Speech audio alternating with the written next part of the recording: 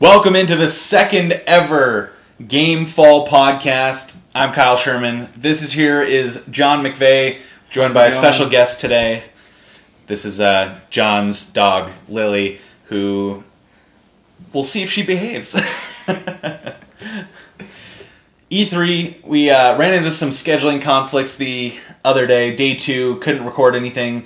I was out of town in the morning, you were busy in the evening, so just schedules crossed up. So we're going to go deep dive here today. It's going to be a big one. It's a big one, so we won't waste too much time here introing things, and we'll just go right into it. Again, we'll start with Saturday's press conferences. We're just going in order as they happen. Yep. So let's start with Xbox, and this one was just games, and more games. Tons of games. And we saw a lot of things to get us excited. Leading things off with a teaser trailer for Halo Infinite. Which I'm excited about. Halo games always definitely get my interest. We got look at the end of the conference, towards the end of the conference, Gears of War 5. Yeah. Which also another super exciting big one. Hitter. We got a Dying Light 2. Dying Light. In there. Always good to see more Dying Light. Yeah, that was great. Fun. The first person parkour, they said they've revamped that system to make it even more fluid, more intuitive. It's definitely one that I'm going to be picking up. Mm-hmm. A lot of games scheduled for early 2019. I don't know if I'll be able to get to all of them right then, but it's definitely on my list of games I really want to get. 3 big ones. The big February on the same day. Yeah, and the big thing here that came out of this is Xbox's commitment to games and the fact that they added 5 new, essentially first-party studios here, and they announced them today. And the first one they announced is a brand new one that they're establishing in Santa Monica. The Initiative is the name of that one, so that's very exciting. Santa Monica becoming a hotbed for gaming. One of the best places for gaming. Lots of high-quality studios are there, including Sony Santa Monica, which just nailed it out of the park with God of War. Ooh, yeah. I think we might in the future have to have a podcast we're gonna have dedicated solely to that one, because that one was great. They also signed up Undead Labs to a deal. State of Decay. For those of you who don't know. So big one there. Playground Games, who is the studio behind the Forza Horizon series, and they announced 4 at this press conference, and it looks incredible. So locking them up to a first-party sort of deal instead of a second-party deal. Then you can add in Compulsion Games there, which We Happy Few, the big one on tap. And then probably the biggest one of the new studios that they've acquired has to be Ninja Theory. That is a really good get. The wild card in the 5 right now, I would say, would be We Happy Few Dev, because this is their, if I'm not mistaken, first game. It's just about to release.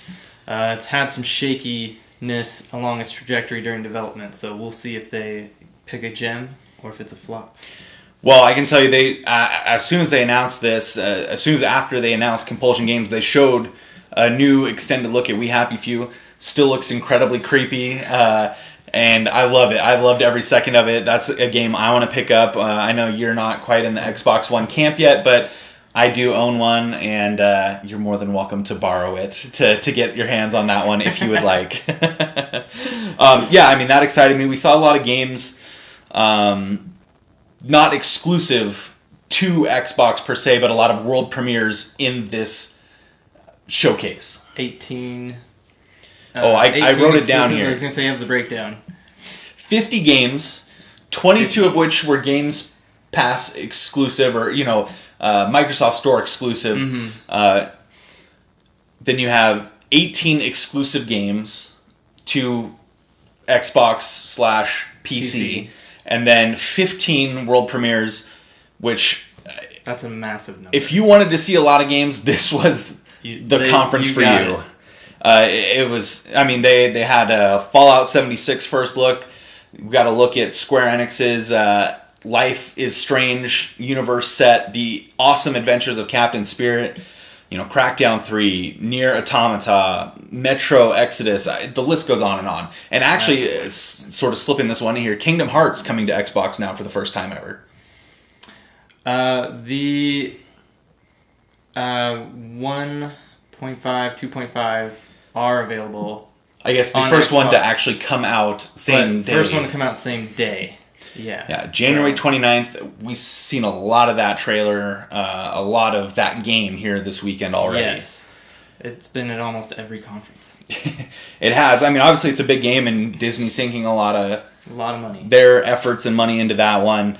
The big one, though, the thing that got me the most hyped came at the very tail end of the conference. Yes. And that would be the newest edition from CD Projekt Red, Cyberpunk 2077. Just a teaser trailer, but oh my gosh, I about lost my mind. It looks amazing. It's like probably, I would say, the perfect cross between Blade Runner and Ready Player One as far as like aesthetic. If you need a look, if you haven't seen the trailer, go watch it. But that's about the theme I was getting from it. So it'll be interesting to see how they can transfer their RPG skills from fantasy into a booming metropolis. Well, I was going to say the one thing I'm sure that would probably be a safe bet when it comes to this game is that it's not going to be a small map. And there's going to be more than enough things to keep you busy for a while. Yeah. I almost kind of got a Grand Theft Auto vibe from the trailer. It's obviously very early still. We haven't seen much about this one yet. And as far as the Xbox goes, yeah, a lot of look at games, not a ton of in-depth looks, but very exciting nonetheless. And with that, we'll kind of move on to the second one, the second half of day number 2, and that would be the Bethesda press conference. I'm going to leave that one in your hands because I wasn't able to get all the way through that. I was exhausted, fell asleep watching it on my couch late last night at about 11 p.m. And it was a long conference. I got through about half of it this morning, but then 3 conferences today kind of backed me up here. So I'll let you take it, and I'll gladly chime in where I feel I have something to add. Okay, so this is really, Bethesda did a great job. I know that quite a few people thought, kind of ho-hum, but man, if you wanted some bomb announcements, you got it. Bethesda brought Year of Dreams today. That's the only note I have on my list here. I will say, it got us started off on the right foot there. Andrew WK performing there with introing the Rage information. Rage 2, sorry. Rage information, 2. But it got you hyped going and going there pretty quick. Yes, and so starting with that, we'll just go right into Rage. They did a nice musical number, which was really slow, and then went straight into gameplay, which already, they only showed about one mission, which they showed chunks of it, so about 5 minutes, and this delivered on the promise of what Rage 1 was supposed to be. Well, I was going to say... So I'm already excited. Yeah, part of this is the background is the original Rage game, which... I have a vehement hatred of the original Rage. I was forced to finish this by the guy next to me. And yelled, kicking and screaming, literally yelled the entire time I was playing the last level. Why are you making me play this? And now I know, because there's a second one. And it actually looks good. And I will say part of the problem, you got your hopes up really high for that game, and we're very clearly disappointed. And I thought you would put all this emotional investment into the game ahead of time. You deserve to finish it, and it turns out, it might be a good decision. I'm not sure how closely this will tie into the first one, but obviously set in the same universe. I don't think it's that closely tied whatsoever. They didn't really mention where it was, if it was before or after, and it looks like they just took it and basically revamped it and blew it wide open. So this is going to have to change your attitude a little bit, though, because one of the things that you've never forgiven me for was dragging you kicking and screaming through the end of Rage. You were right. Kyle was right. I'll admit it right now. It's on camera. It will be on the internet forever. Kyle was right. So, one of the next things they talked about was Doom 2, and it's now called Doom Eternal, Hell on Earth. That's not in the title. It's Doom Eternal, but it is. You're going to be on Earth. Hell has come to Earth. They said they're going to announce more at their QuakeCon later in the year. Summer. You will be more powerful, which is a plus, and they said there is going to be twice as many enemy types as the first game.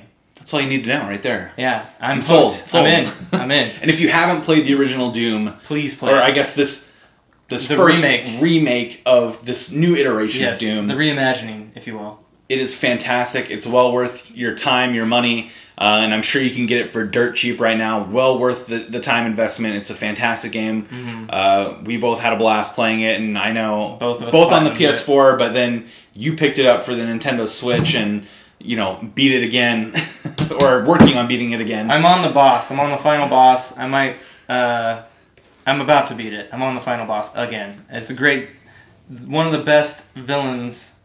Samuel Hayden. It's a great story, actually, so it's well worth the play. There's nothing more to add. Just play it and then be hyped for the next one. Yeah, absolutely. Then they touched on Prey, which did come out last year, but they did say they're adding 3 new modes, and they're going to have a DLC on top of that later in the year, which is called Moon Crash. And so you've crashed onto the surface of the moon where there's another test facility, and your goal is to escape. But the difference is every time you die, you get brought right back to the beginning. And it's procedurally generated somewhat, so the levels the map looks pretty much stagnant, but enemies and hazard placements have changed every time you die. So that looks really cool if you like roguelikes. Then we went on to, they talked about Quake Champions. They're adding more characters. They're going to have a beta, and they're going to eventually make the Quake Champions free after the beta for the base game, which, for a esports game, that's pretty much what you have to do about now, is make it free. And then they went into Wolfenstein. This looks kind of like, so they had Wolfenstein The New Order, which was the original reimagining, which was a great game. And then they did a downloadable standalone kind of short campaign called The Old Blood. And so for Wolfenstein 2, it looks like they're doing the same thing, but this is called Young Blood. And you play as the twin daughters of B.J. Blazkowicz. And it's a co-op game, but you can play it by yourself. Solo or co-op. And it sounds like it's a drop-in for the co-op, which would be really great. Then they touched on the Elder Scrolls card game. The only thing I'm going to mention about this is it's coming to, I believe, PS4 and the Switch. So, card games, I think they'll find a good home on the Switch. It's practically a tablet anyway, so that should be good. And I think, as you described, this is sort of where things got off the chain. This is where everything kind of was really slow, and I was kind of thinking, there's probably not going to be much going on. And then they announced Todd Howard. And if you know anything about Todd Howard, Elder Scrolls, Fallout, he's practically the godfather of Bethesda. So, and we'll try to pick up the pace here a little bit. We still got a lot of stuff to get through. I know you. As you can tell, I was really excited about all these announcements. I'm gonna talk about Fallout. Fallout 76 is gonna be online. You can play through the whole thing by yourself. It's not going to be everybody on the same server. They're doing dedicated servers. You have to log into this, I believe it's new, it's called Bethesda Net. So it should have a smooth connection as far as games go at launch for Bethesda, which are usually buggy. They're doing a beta. You can sign up for that now on Bethesda Net. So you can play that early. It's called the Break It Early Test Application, which I thought was hilarious. It's a fantastic name for a beta. And they've basically been trolling everyone the entire show. It's going to be an RPG, just online. You can build your forts anywhere now. It's like a mobile campsite. You just set it down, and then you go. You can have your friends join you. You can team up, build your campsite together, go on vengeance. You can start factions between campsites if you want. There's not going to be a bunch of people in each instance of the game, but there'll be enough that you have interactions and we'll be able to do some fun things. One interesting thing is they're putting nuke sites on the map so that if you have enough of the code, you can go in and open the vault that goes to the nuke, and then you can release that nuke anywhere you want on the map. So that game looks interesting. I tried to play Fallout 3 and New Vegas. I was not a fan, but this online functionality actually makes me want to pick it up and play it. And for us, I know at least for me too, I played sunk a lot of hours into Fallout 4 and never beat it though. And it's just something like that where if I'm playing by myself, I'll kind of lose my train of thought sometimes, or we'll lose interest. I think being able to play with some friends and maybe a little bit of essentially multiplayer functionality, whether you're nuking opposing players' camps, and that seems like that's going to happen quite a ways from now, because you're going to get one letter for one vault, and there's about 4 vaults, and I don't know how long the code is. Yeah, and that's exciting to me. So maybe be able to do a little bit more of that. Maybe complete it. If you need to go get your dog, go ahead. I don't know if it's picking up on the microphone, but some whining here. She's stuck down here in the basement with us.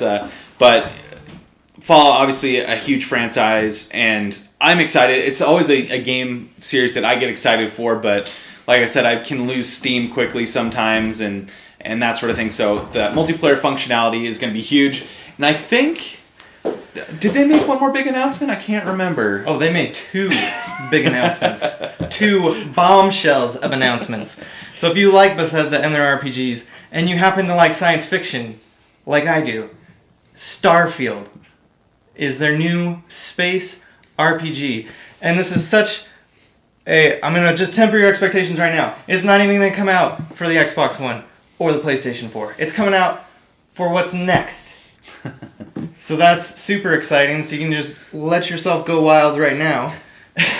I know you're already there.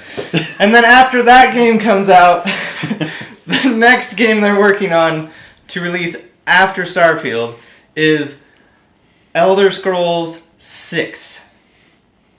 Yes, that's right. Get hyped. Get hyped. We're probably not going to hear anything about these games for at least another 4 years. But just the fact that they're making a science fiction RPG finally, and I know you say Fallout, but actual science fiction, not post-science fiction. Not post-apocalyptic. Yeah. This looks like the Earth, stood the test of time, and we were all able to go out into the stars. So be super excited for that. Oh, and they did a troll of Skyrim. They said, hey, we put it on everything. We thought, why not put it on Alexa? They apparently put it on Alexa. It's an actual version of Skyrim you can play. I might, that's about it. My Echo is currently packed away still after moving back here home to Washington from Montana, and I might just have to get it out just to see what's up. It seems to play kind of like Dungeons and Dragons, so it should be just interesting. to see what it's all about. But Bethesda. Year of Dreams. Yeah, an exciting press conference. I'm excited for all that. Literally, and this happens every year at E3, and this is just sort of my notes ending the day 2 of the conference, and it's like, good Lord, how am I going to be able to play all the things I want to play? There's no, and we're not even done yet. There's no way. There's no time. 3 conferences today. Nintendo's still to go tomorrow. Oh, good Lord, mind blown. I've already met max hype, and I haven't even gotten to Nintendo yet, so I don't even want to know what it's going to be like tomorrow. So moving to day 3, and I'll kind of just take the reins here. Square-enix, I know you didn't really get a chance to watch it early this morning. I did not. I was working. You were working, and I am... Kyle did all the heavy lifting for today. And I have nothing better to do as I still prepare for this test that I'm going to be taking here this week. Square-enix... It was a short show, 30 minutes, start to finish, which I appreciate. It's less stuff for me to have to try to take in. And, there's plenty going on, but the 2 things I really wanted to touch on, new Tomb Raider, Shadow of the Tomb Raider, going after a Mayan treasure, trying to stop a Mayan apocalypse. I'm really enjoying this new Tomb Raider franchise. I enjoyed the old one, too. But this new one's way better. Way better, looks way better, stories are way better. Plays way better. just going down the list, yeah, it's better. So I'm excited about this new one. And then we touched on it a little bit earlier, but Kingdom Hearts 3 coming out. We got the same trailer, but just, it's a big tentpole sort of... I know lots of people are excited for it. Tentpole franchise for Square-enix, and it looks incredible. The visuals are incredible. It looks like it's going to be well polished. And so that's exciting. That's really the big stuff to come from this conference. I didn't want to add too much more. It was kind of the least exciting. There's lots of other things. They talked about the Awesome Adventures of Captain Spirit again. They talked about Final Fantasy Online, adding more things, to that. Just Cause 4, that's the game I enjoy. They talked about that. If you just enjoy blowing things up and causing mayhem, Just Cause is a fun blow-off game. Like, I don't have a ton of time to invest, but I want to go blow some stuff up. It's made by Avalanche Studios. They're not really super serious into making you want to, they just want you to have fun. And they're also making Rage, too. Just so you're aware. Life is Strange. You mentioned Captain Spirit. So that's actually in the Life is Strange universe. Yes. So if you've played Life is Strange, they said this is setting up to a sequel. Yeah, to help set up the start of a sequel. So if you're interested in anything Life is Strange at all, you should be interested in Captain Spirit. They described it. It's not Life is Strange 2. No. They said it's the first steps towards season 2. Okay. Of Life is Strange. They use the term season. I don't know if that's the way they want to go about looking at it, but this is set in the same universe, and it's going to kind of be a similar style of play. It looks heartwarming. It looks, there's apparently the mother's out of the picture. Dad's a bit of a alcoholic potentially, just based on the trailers. Always right for story. Always fun, yes. But this kid with obviously an incredible imagination, calls himself Captain Spirit, and it's kind of his adventures and probably his way of coping with the things that life throws at him. And I guess the big thing, and we kind of buried the lead on that game too, it comes out June 26th, and it is going to be free. Yeah. Which is exciting. And I never played Life is Strange. It was one of those games I didn't get around to doing. Limited amount of time when I worked in TV. That consumed my life. And I never played Life is Strange. It didn't seem like my type of game. And so this is one I'll definitely take a look at. Dragon Quest XI, another game that's not high on my thing. I'm not a big JRPG guy, but I know that that's going to have a lot of hype. A lot of people love the Dragon Quest series. Really big in the East.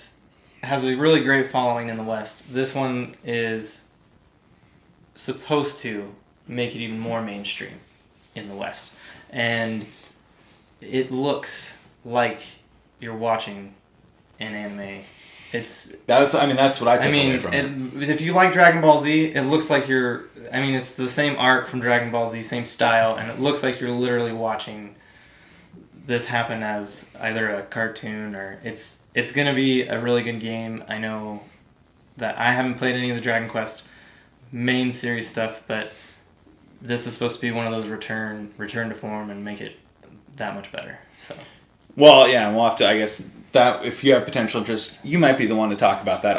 It's not going to be a game I pick up, but it's one I'll keep my eye on just to see how it's received and that sort of thing. Just because I know a little bit of the history of that franchise and how beloved it is back east and how they're trying to get it going here in the West. And so it'll be interesting to see how that goes. Final thought from the Square-enix E3 showcase. Babylon's Fall. It is a game that will be coming to PS4 and Steam in 2019. A very stylized cinematic trailer. Yeah. And it intrigued me. I want to see more. It's not like, I'm not like instantly like, I need this game. It's one I want to see more. I'm interested. You've got your hooks in me. Interest is hooked, but yeah, the hype is not hooked yet on that game. All right, moving on. Second conference of the day, that being the wonderful folks from north of the border, Ubisoft. And as far as Ubisoft conferences go, this one has to be up there. I mean, just Ubisoft brought Year of Dreams last year. the firepower they brought this year, though. At least in my mind, they brought it. And I guess we'll start with the one that got you the most hype. Definitely got me excited as well, and that is Beyond Good and Evil 2. Paige and Jade. That's all you need to know. Paige and Jade. They're back. That's all you need to know. This game is going to blow my mind when I can finally play it. Oh my gosh. I was watching the trailer and I just could not contain myself. It was the original was one you made me download. I kind of put off playing, and eventually I got around to playing it, and it was a fantastic game. I'm beyond excited about it. Beyond Good and Evil, get it? Beyond. Yes. We're getting there. But yeah, it's one I'm excited about. You see the giant pig man, whatever you want to call Uncle Page. Yeah, well, I mean, you see him, and he's it's a like pig man. There was no doubting what that was as soon as you saw Page in that. Best chef in the universe. So that's incredibly exciting. The kind of a cool thing that they're working with Joseph Gordon-Levitt's Hit Record, that project, to put in art and music into this universe that they're building. So it's sort of a crowdsourced thing. Like you'll collaborate with other gamers, other people who have interest in building this universe to make art for the city, to make music, to put on the radio stations. It's really interesting, and it's kind of a fun way to do it. And if you're an artist, or if you're a musician, and it's a fun way you could make your mark on this game and kind of have your work immortalized. So I thought that was kind of fun, and that's a very exciting game. I hope it's a little bit longer, a little bit more in depth than the first one, because I definitely was left wanting more after I completed Beyond Good and Evil, the first one. Second game here I want to touch on, or are you have more to add on the Hit Record collaboration? If you are interested in sending your stuff so it can be in the game, it's the Space Monkey program from Beyond Good and Evil 2. You can just Google that, and that should be able to take you where you can sign up so that you can do that. I'm not artistic. I have some musical ability, but I haven't played in years, so I probably won't be participating, but I'm really excited to see, I guess, the feedback that they get from this, and if it's something that we're going to see more of going forward. And it was kind of cool, They did say they've already gotten lots of good things. Excellent. I like to hear. I like to see a developer go out and try something new, try something different, and if you want people to really, and it's a little bit feel better a part than of that asking universe. For money. Yeah, exactly. Okay, so that's a great program, the Space Monkey Project. Google it. You can add your mark to the Beyond Good and Evil universe. Mm-hmm. Second game I want to talk about, The Division 2. Ton of hype behind that. We played a ton of the original Division. Base game, we should clarify. Yes. We were... Then they started adding things with extra currencies. We were the big thing was we were kind of burned out by Destiny in that sort of type of game. A lot of grinding between those two games. So by the time we finished the Division, which we actually really liked the story. The campaign was fantastic. And I really liked the Dark Zone. That was fun. Yeah, the more... It was... we were very tentative at first going in there. But then once it's so weird because you get in there and you walk a corner and there's a guy and you're like, obviously this is another player. They told me I'm in an all-player zone. And there's this standoff that happens and you kind of do this circle motion around each other. Is one of you going to be, a giant jerk and just take all my stuff, or how are we going to do this?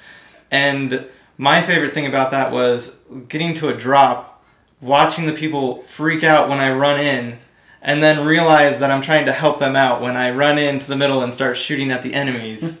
Blind fire with my back's turned to them, and then they're like, oh my gosh! So yeah, should be interesting.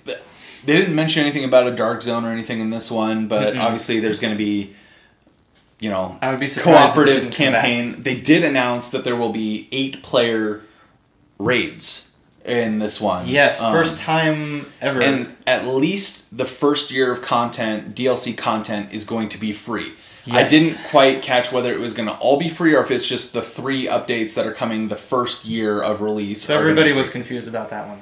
So, but I mean, that's good news regardless. It's at least 3 DLCs will be free. And that's raids, that's some story content, and that's, new, gear, that sort of thing to handle this new stuff. And before everybody gets out there and says, but they haven't finished the game and they're already talking about DLC, these games are basically like MMOs. And so what you want to know is... They want you to keep playing. Am I going to have a long amount of stuff to play at the beginning until you can get to DLC? And what they were trying to explain was, you're going to have lots of stuff, and we're going to start adding stuff as soon as we can. Yeah, I mean, it's exciting. I like you said, we love the first Division game, so it's exciting. March 15th, 2019. It's also not all in snow anymore. Yes. So that's even better. Yeah. Next thing on my list here, Skull and Bones. New IP. Also not in winter. No, but a pirate game. So essentially, what sets it up is they say that the British Empire has locked down the Caribbean Sea, and so you move To the now set to the Indian Ocean, and apparently life is pretty good there. Life is fantastic for the pirates, and it's ship to ship combat. There's multiplayer cooperative. You can turn on each other. You can also board other people's ships, apparently. Yep, and different types of ships that all have different types of special abilities. It's going to be coming out in 2019. You can sign up for a chance to play early. I don't know if it's guaranteed or if it's a lottery, but it's a chance to play. It's probably going to be a lottery. That's my expectations, but it was an awesome trailer. Yeah. Hooked me instantly. Piracy, always fun. Always. But there's, fortunes which, involve things like the weather, the wind.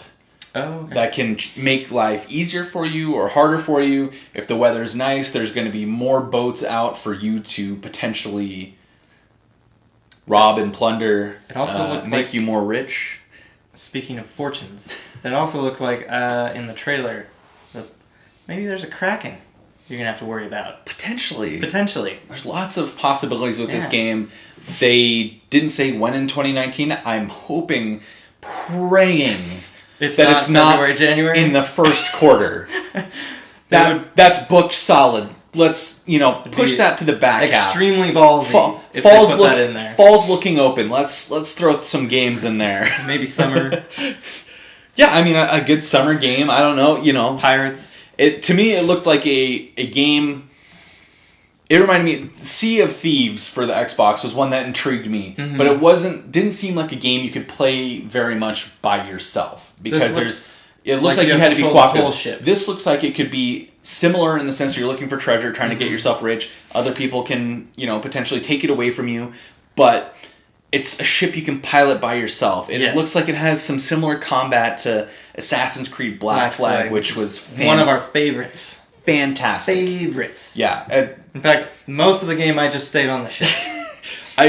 Did you ever beat the story, or did you just run around and just sink ships all the time? I did what I do in every open world game, which is I say goodbye story, hello world, and I just sail anywhere I can. I usually get my butt handed to me when I get to the high areas, and once I've marked all those little beautiful markers, I'm done.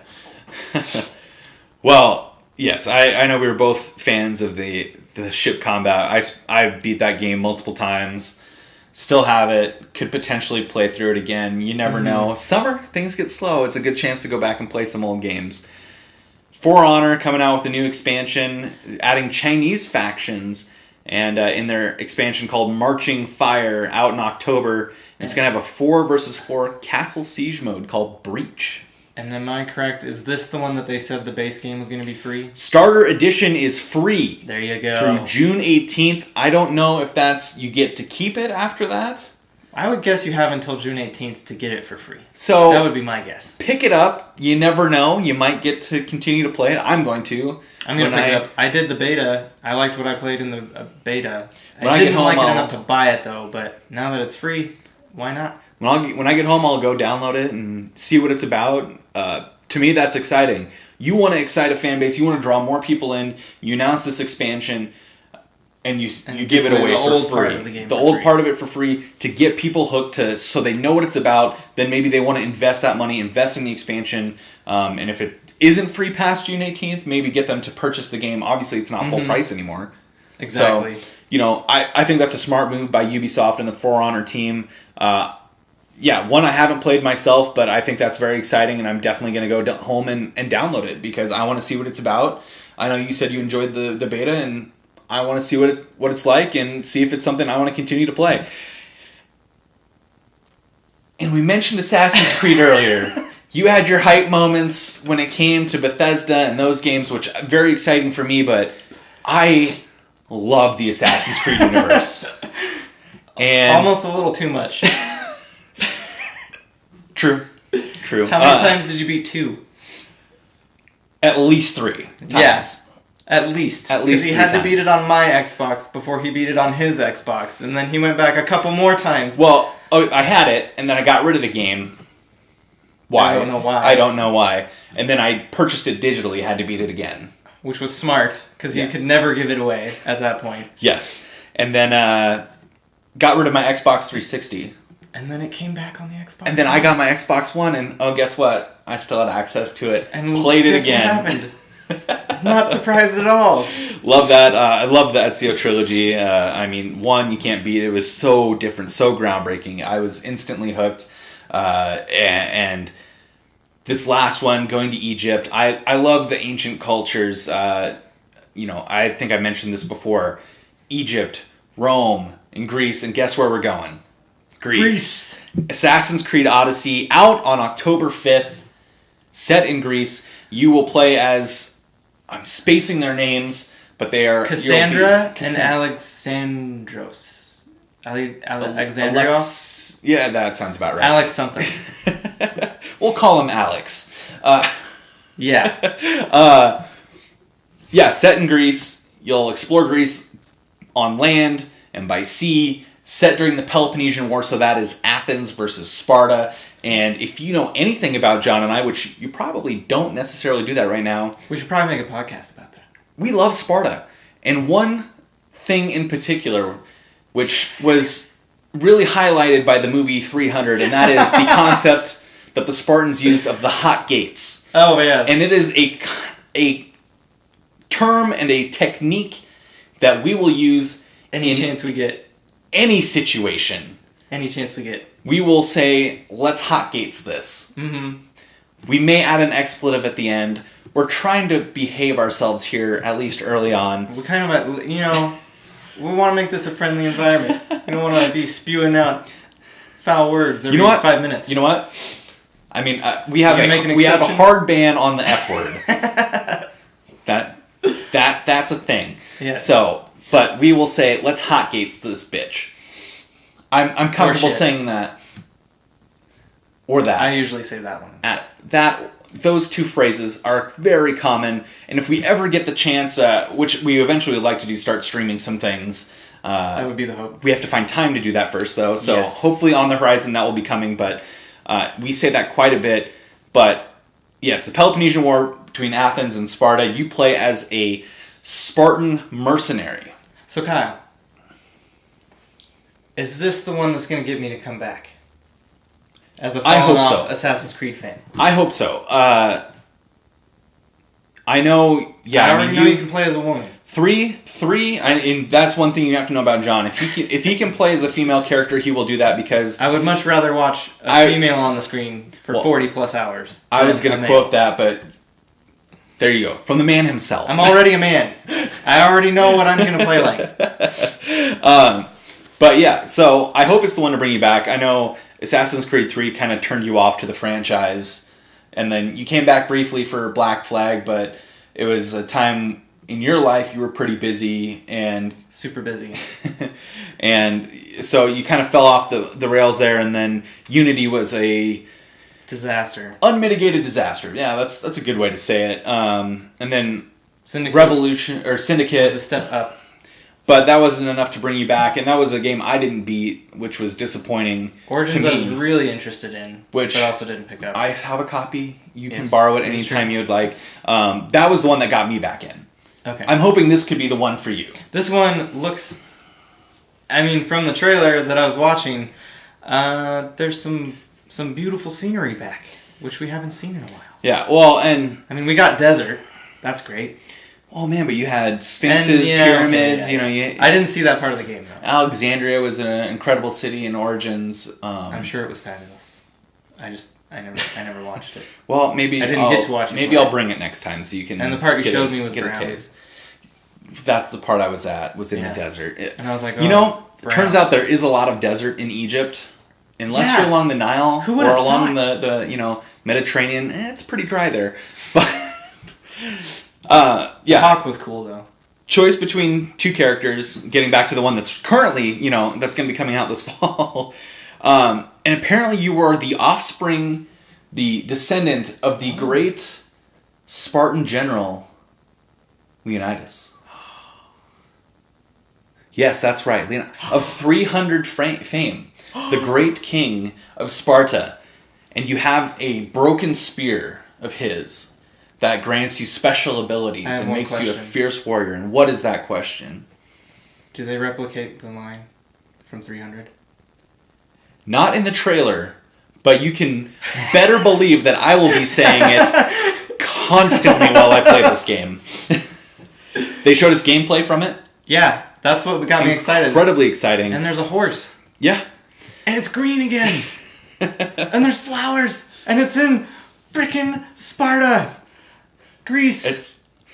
It's exciting. I'm actually excited. I love Greek mythology. I love Greek history. I love everything about this. I am so excited. It's combining one of my all-time favorite game franchises with one of my all-time favorite subjects in history.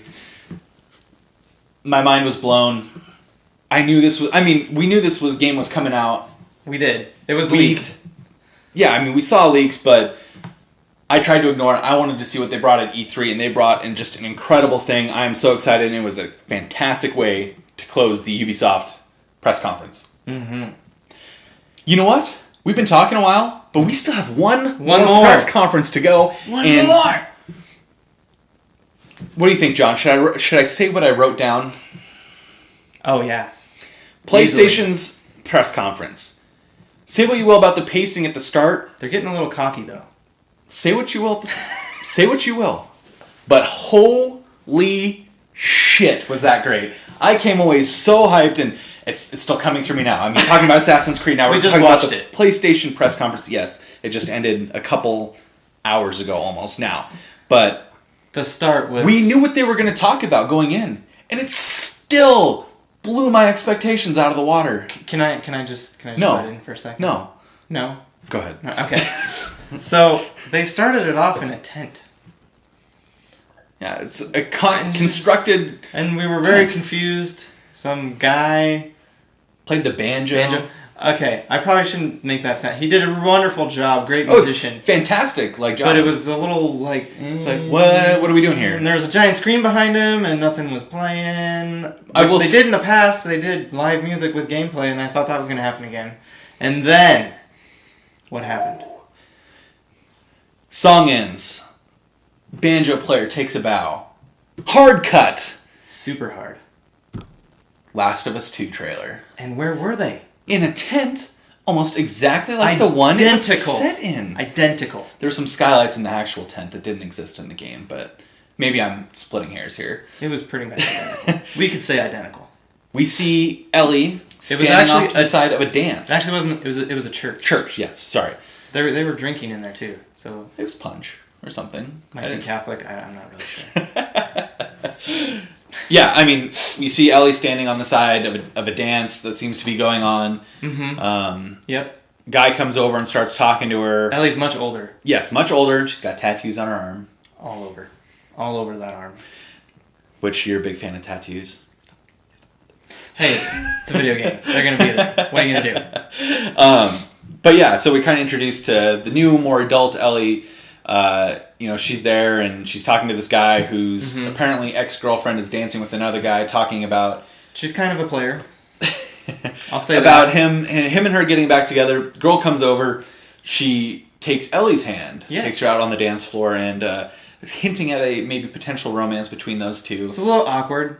It was to start off a press conference. It was a little because maybe heavy. I mean, we already know how Ellie feels about things of this nature, but we didn't really know how this new character felt, so it was a little confusing where that was going to go at first, but the longer they stayed on that scene, it was obvious where it was going. Yes. Some sort of relationship between those two. Don't know. We don't know much details about it, but... how far it's going. They're dancing, they kiss, hard cut, gameplay. Massive amount of gameplay. I mean... I don't think there wasn't a system in the game they didn't show off at that point. No. And holy crap. Violent. Full on violent. But good God, did it look great. It was so intense. I was on the edge of my seat. I was getting the shakes. I was like, oh my gosh, they did it again. I could not believe they did it again. I was like, there's no way they're gonna make me feel tense the entire game on this one, because I know it's nope. They totally did it. Totally did it. Yeah, we saw stealth sequence to start things off. A great stealth sequence, and I was like, she was doing a little too well, and I was like, oh come on, show me what happens when she messes up. And not 5 seconds later, she messes up, and she messes up in a big way. Sets off a whole big... The dodging mechanics in this game? Holy macaroni! I can't even believe how they did that! It goes into a chase. She's running away. She's out of ammo. She goes into a store, gets cornered in a store, and then just proceeds to slip through things. Smaller spaces that you think would be blocked off and would be blocked off in any other game on the planet. She's just running through them full tilt. Yeah, and I mean, it looks incredible. It looks like it plays incredible. But just like the first one, not a lot of ammo. So you have to be careful how you use it. And there's a spot where while she's got like a bullet and she hides under a car, which we didn't think was possible, and she shoots someone, and not a split second later she gets drug out the back. The enemies in this game are super smart. Yeah, I mean the dynamic dialogue, like they know where you went. They're talking to their teammates, and they're strategizing vocally. So it just makes the whole game that much more intense, and feel like at any moment you're about to go down, and you got to use everything you got in your power. They even did some crafting on the fly. She crafted an explosive on an arrow in the store. Holy cow! I can't believe it! I cannot believe it! So I mean, that ends. The fight sequence ends. It cuts back to Ellie and this girl. I think they said her name was like Dana. I think. I could be mistaken, but I got think distracted it was Dana. by all the fancy stuff. Ellie, says to her, "I think everybody's staring at you." Ellie seems really down on herself in this game. Little self-conscious. But Dana looks at her and says, maybe they're jealous of you. If I were them, I would be afraid of you, Ellie. Yes, terrified. I believe. Smash cut. And then they jump back into the violence. No. It was just another smash cut, and then the splash page, and the Naughty Dog logo, and the all whole crowd fell off their chairs. They didn't, but it was really loud. And then there was a giant lull. They transitioned away from that venue to a real theater. And this is where the showmanship I was talking about. Yeah, and so it was, so they went back to a panel and talked a little bit about things and, exciting stuff. But then, transitioning back to they transition back to the show in this new theater. We get another musical performance, a man on a traditional Asian-style flute, wooden flute. And we get our first real look. Real life gameplay. Of gameplay from Ghost of Tsushima. And good lord, Sucker Punch nailed it. Knocked it out of the park on this one. Just looks incredible. Incredible colors. Again, the physics of everything. An insane amount of colors. We get a little bit of a hint at the story. Mongol invasion. They're ways into the Mongol invasion. They're going to rescue somebody. We're not really sure who it was. We won't delve too much into that. We're we don't want to go on forever here. We don't want to ramble on forever. But needless to say, looks incredible. Must buy for me. Also violent. Yes, very violent. This seems to be a little bit of a theme here in PlayStation's first party exclusives. At least this go around. But speaking of violence, but I mean, it looks incredible. Somehow Sony keeps doing this, man. I don't get it. And we'll touch on this again a little bit here towards the end, but gameplay, similar length in The Last of Us 2, where we got a good idea, just a short little mission. With lots of systems being shown off. And a little hint at the story, but... All of these were seamlessly transitioning between cutscenes and when you got to control the character. Yeah. Not just Naughty Dog anymore. It's like every studio they own does it now. Yeah, a couple quick trailers, including a brief look at Days Gone. I thought we were going to get a little bit more detail on that game. We got a lot of new enemies, though. Yes. Which was actually really cool. I almost thought it wasn't Days Gone, because there was different enemies. Yeah. It wasn't just the massive horde of creepy people. And then PlayStation pulled a fast one on us. A super fast one. They told us at the very beginning, we're not announcing anything. Like, I should have listened to that. We saw a new game from 505. Control. I think 505's publishing. Yeah, and 505 Remedy is making Remedy. Called Control. Looks very interesting. Looks like just superpowers. We don't know a ton. Kind of creepy. Yeah, so we'll have to wait and see more on that one. Mm-hmm. But then we get the trailer for Resident Evil 2. And this looks completely different than the original. A remaster of Resident Evil 2. Not even sure if remaster is the right word. Reimagining of Resident Evil 2? Or new take on Resident Evil 2? New take? They just called it Resident Evil 2. They didn't even put a thing at the end. They just said Resident Evil 2. Over the shoulder, like RE4. And which 5. is fantastic because you're playing as Leon Kennedy again. And Raccoon man, did City. they sell that. If you watch the trailer, the first good 15, 20 seconds, I have no idea what that game is at all. You're looking through the eyes of a mouse. Really exciting. That's awesome. Excited to play that. Although I have to be in the right mood for a horror game, so that might be a summer play. Horror, the only games I've ever played in horror are Dead Space and Resident Evil. So there you go. So I know that one's high on your list, John. Then we get a look at Kojima's Death Stranding. And a caveat here before we go into this. My knowledge of that game, I kind of avoided it because we saw the initial teaser trailer and I was like, what? But it's Kojima. So it's everything he makes is, what? When he teases it. But you also, you know it's going to be worth keeping your eye on. But I didn't really pay attention to all the interstitials. I was like, I knew we'd get more at E3. And we're still a ways out from the game, technically. There's that creepy baby that keeps showing up. Yes. And I left this... We got a pretty extended look at this. And I am now more confused about what this game is about and what we're getting than I was before. I have more questions now than I did before E3. I've seen the trailers. Looks incredible graphically. All of them.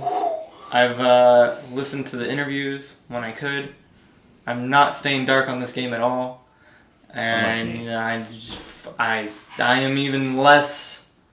I have an even less understanding of how this game is going to play, where it's going to go, what it's even about, and we saw potential gameplay in this one. Some gameplay footage. And the only reason I know that is because the characters were stuttering a little bit in the traveling scenes.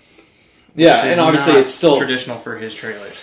Fairly, fair ways out from the game still, and apparently you can grow babies in jars. They have they're really important, and we don't quite understand why. Yeah, we get a little, taste of the horror thriller aspect of the game as well. Yeah, I mean, there's some... I have a feeling it's going to be a little bit more of a supernatural kind of suspense. Well, that's why I say horror thriller, general genre. Different take than Resident Evil. Looks incredible. Obviously, Norman Reedus playing the lead role. We get even more actors are getting thrown into this thing. Yeah, we had I think 3 more actors announced. 3 more. Which... Exciting. And I don't know where the budget's coming from for this game. It's Kojima. They're, hand over fist. Just make your game, man. Just take the money and make your game. He's got PlayStation wrapped around his finger. And we'll get into the final game that we saw, and that would be Spider-Man. Spider-Man! Insomniac's original Spider-Man game in their own little self-created universe, Spider-Man universe. They were allowed to do whatever, not having to follow they wanted, a comic book or a movie, anything, and give them the freedom to tell their own story. And oh my gosh, does this look great! We got This will probably be better than Batman Arkham Origins. Not Origins, Arkham Asylum. I'm sorry, not hard to beat Origins. Not hard to beat Arkham Origins. Asylum was amazing. The combat in this game, super sick. Kind of like Batman. Simple, but you got to pay attention to what's happening. Definitely with the Spider-Man take. But yeah, we saw Spider-Man investigating the raft, and we see which is the prison for the villains. Mm-hmm. It's where the baddest of the bad. We see Rhino. We see Scorpion. The Vulture. Scorpion. We see Electrode. What? Yeah, the electric guy. I can't remember. I think Amazing Spider-Man 2. That villain. Played by Jamie Foxx. And then we also saw the negative. Mr. Negative. Mr. Negative, yeah, whatever. That was it. I'm sure there's probably more that they just want to give us a taste, is what they said after the fact. And the best part about this game, in my opinion, sorry to cut you off, traversing. We did get a taste of that after. Holy cow. After, I mean, we saw a little bit in the gameplay trailer. Super fast. Super fast, but then after the conference ended, we saw more of him just kind of zipping around the city. Extended through the city, not just on the prison. Oh, yeah, and it looks absolutely incredible. And this was the game, I mean, don't get me wrong. Last of Us 2, super excited about. Ghost of Tsushima, I was super interested in beforehand. Now I'm absolutely sold. Days Gone, you know I'm going to buy that Sony Bend game. You have to. Yeah. Death Stranding, we'll see. Yeah. I'm not the biggest Kojima fan, but obviously he has a huge following. But I'm very interested to see I'm what just so confused about what that game's I'm about. interested to see what it's about, and I may end up getting it. Maybe we will, maybe we won't. But Spider-Man, I was sold as soon as I just saw the logo page. Years, 2 years ago? I believe your exact phrase was "take my money now." Yeah. So I was super, super pleased with what we saw. Super excited about that game, and man, this E3 has been fantastic. Just surprise after surprise. Yeah, and like I said, Sony told us about 4 games coming in that they were going to spend most of their time on, and I think their biggest new surprise was Resident Evil 2. Absolutely. I mean, there wasn't a ton of surprise. Resident Evil 2 and Control, really the 2 big things. A little surprised we didn't see anything about Dreams, but I'm okay with that. I almost kind of think that they interspersed Dreams in the middle of cutting between all 4, because there was these really weird characters playing musical instruments and what looked like Dreams. It said created in Dreams. Oh, well, there you go. They shot Dreams. You might have been distracted by your dinner or your dog. I was also distracted by what I saw in The Last of Us 2. It just kept recycling in my brain. But yeah, I mean, great day, day 3 here of E3, and just in the interest of time, we're just going to move on here because, we're approaching an hour, so, or may already be at an hour. I started the timer late. But what are you worried about? It's E3. I know, and we had to cram 2 days into one. But I just don't want to dwell too long. But safe to say, both of us blown away by that PlayStation press conference, even though we knew most of what we were getting going in. I do want to say Microsoft delivered at this E3. Absolutely, they've turned their ship around, and they are marching forward at full tilt. The hardware's always been there. They're getting the games kind of caught back up. The games is what was the problem. They're still lagging a little bit behind, but they definitely took 5 more studios to their belt. They took a big step in the right direction. It's going to be a few years, but they're on their way back. And Halo Infinite, it's also going to be on the PC. So, and in fact, all of their new games will be on the PC. So, I mean, I think console exclusive to Xbox. They're playing for the future, as everyone's saying, and it's showing, and they're catching everybody's interest. So, all right. Well, before we wrap up today, you talked to me and you said you want to rank the conferences we've seen so far. I mean, we got 1 left. We might as well at least rank the ones we've seen now. Obviously, we had EA day 1, so we have 6 conferences. EA's at the bottom. I'm just going to throw it out there right now. I'm going to say... We're going to collectively rank this and debate it right now. I'm comfortable putting EA at the bottom. I thought they started strong, but ended it... And then right above them, I'm putting Square-enix. I say that's a solid choice. It's, nothing against them, but... And this is where we may start to... Square-enix only showed diverge. Stuff that was coming that's new, so that's why it gets above EA. Because EA showed stuff that's old and stuff that's every year, so... And this is obviously colored through my eyes. So I'm going to say Xbox in that 4th spot.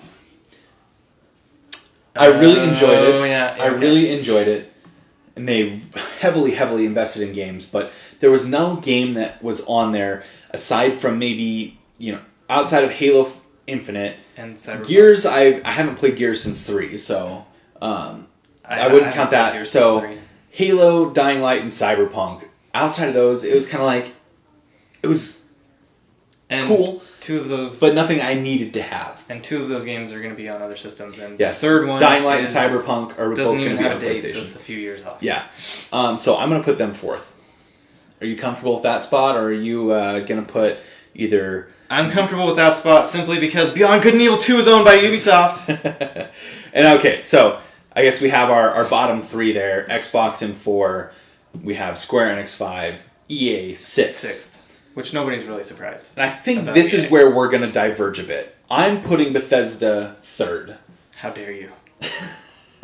I'm really excited, but I think we said in the first one how big of a Ubisoft fan I am, and I've obviously made that clear today.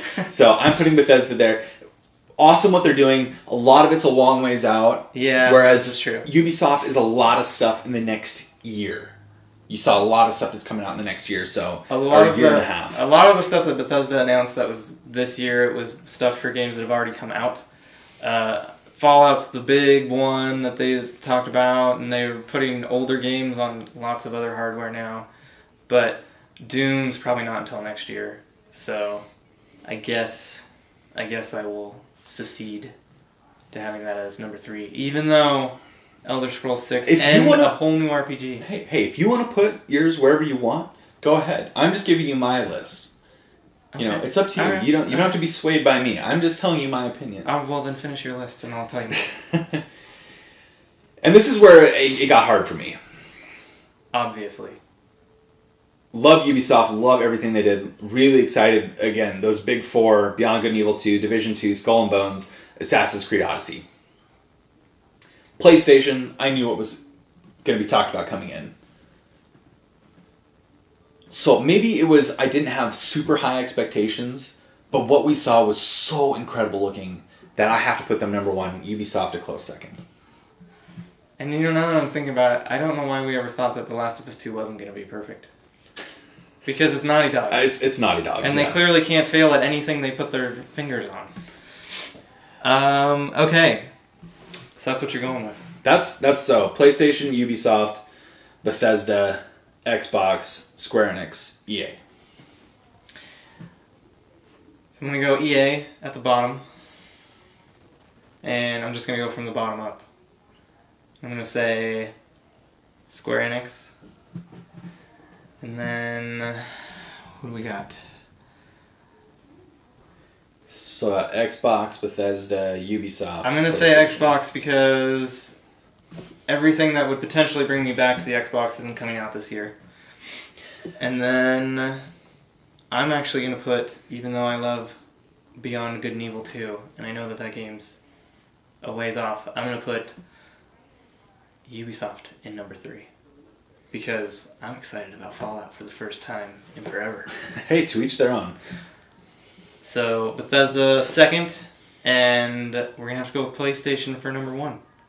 Because, as Kyle said, 4 games we already knew about and thought we wouldn't get more hyped for. And my goodness. And I think the big part of it, too, about it, I think what got me so hyped is I knew we'd see more on it. I didn't know we'd be seeing so much more gameplay. So much. Gameplay. I'm concerned that might come out soon. If it was that much gameplay. And so it wasn't necessarily, trailers, it's always easy to get hyped and, get sucked into the trailers. They had actual, written dialogue and cutscenes, and they're coming right along. They had cutscene into, back almost kind of like a flashback of what she had done gameplay. Yeah, is what it looked like. Yeah, and so the fact that the way the gameplay looked, it looked so polished. I mean, we expect that from Naughty Dog, but to see it from Sucker Punch, I mean that was the one that really blew me away. I mean, I know Sucker Punch can make a pretty game, but that looked unreal. We missed one more announcement. Did we? We did. From PlayStation, and it was at the very end. Neo 2. Which makes no sense to me because Xbox owns Team Ninja now. Which, my theory just being that... Or Ninja Theory. Yes. I get confused. Yeah, Ninja Theory.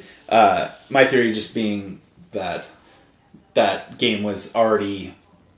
Agreements had already been made before Microsoft. So if that does well, Microsoft sees a cut, does this mean that maybe... Microsoft will let PlayStation buy more games? Maybe? Doubt it. And I'm already pushing it with them letting Minecraft stay on the PlayStation. Yeah, I was going to say that would be like, PlayStation letting Uncharted get to Xbox. You wouldn't see that, or The Last of Us get to Xbox. You would not see. They'd make more money. Well, yes, they would in the short term. But why would they let their flagship? No, they're not going to let Naughty Dog do anything. They'll let Naughty Dog make whatever they want to make before they ever even think about letting Naughty Dog make a game for someone else. John, we've been talking for a while. I feel like we should give our voices and some ears a break. But an exciting last couple of days. Obviously, day one, just that one conference. 5 conferences over the last 2 days. We tried to cover it in under an hour. We did not succeed. No. But that's okay, because we went through about 7 hours worth of content. 7 hours plus, it felt like. A lot of fun. Excited to see what Nintendo brings tomorrow morning. I'll be up bright and early for that one. You'll be at the office, so I'll probably... I'm sure I'll be getting spammed with texts. Texting him all the things he needs to know. And upsetting him in the process, because he can't thoroughly watch anything in fact, it's almost like maybe I don't want texts. Maybe. So now I'm definitely going to send them. Oh, great. But yeah, I mean, we're excited about Nintendo. I don't know when we're planning to shoot that podcast. That might be a little later. It might come later this week on Friday or something like that, but we will get it covered this week, as well as our final thoughts on E3, our biggest take-homes, what we're most excited about. You've gotten a taste of a lot of that, but we'll have a chance to process things and decide what we're most hyped about. Over, see what fades to the bottom and gets forgotten. I'd say, yeah, look for that next weekend sometime for sure. And yeah, man, it's always exciting, and we're not done yet. I didn't think Year of Dreams 3 could happen, but it happened. It happened hard. But Thank you for watching. Yeah, thanks for watching. Like, subscribe, hit the bell to remind.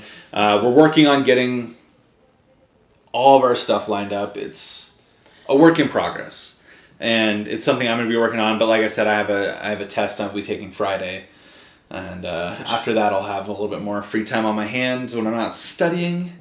As I switch career paths here. TV's fun, kids, but it doesn't pay well. Don't do it. Don't do it. It's a lot of work. I thoroughly enjoyed it, though. You'll become a slave to a man. And eventually, we'll get some new equipment. We'll be in HD. We'll have good microphones. We won't have to use one of my old recorders sitting on the desk so we can have good audio. We're dreaming right now. This is a ways off. It'll happen eventually. But, right now, just trying to get our feet under us. Yeah. Get this thing going. Get into a rhythm. Yeah. And thanks for bearing with us as we deal with technology and scheduling issues. E3, a crazy time of year. But it's been fun doing these 2 podcasts. Look for another one on Nintendo later this week / this weekend. Depends on if we can find something that will actually export this in the right format and won't freeze up on us as we edit. It's fun.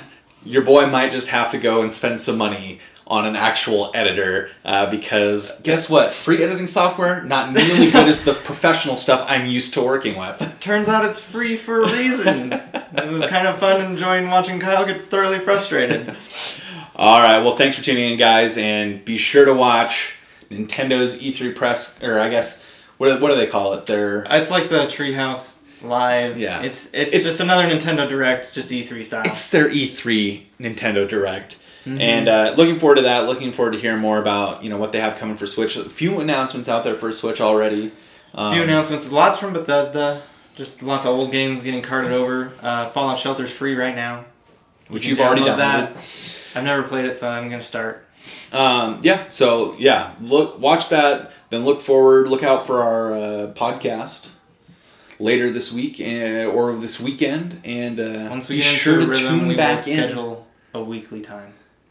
We are working on it. It all just depends on schedules, but I would say right now we will probably be shooting over the weekends, and you can expect to see new content on Mondays. That would be my best guess as to our future weekly schedule. So that's the tentative schedule. But of course, we'll update you Obvious. as those things change. So thanks for tuning in. He's John. He's Kyle. We'll catch you next time.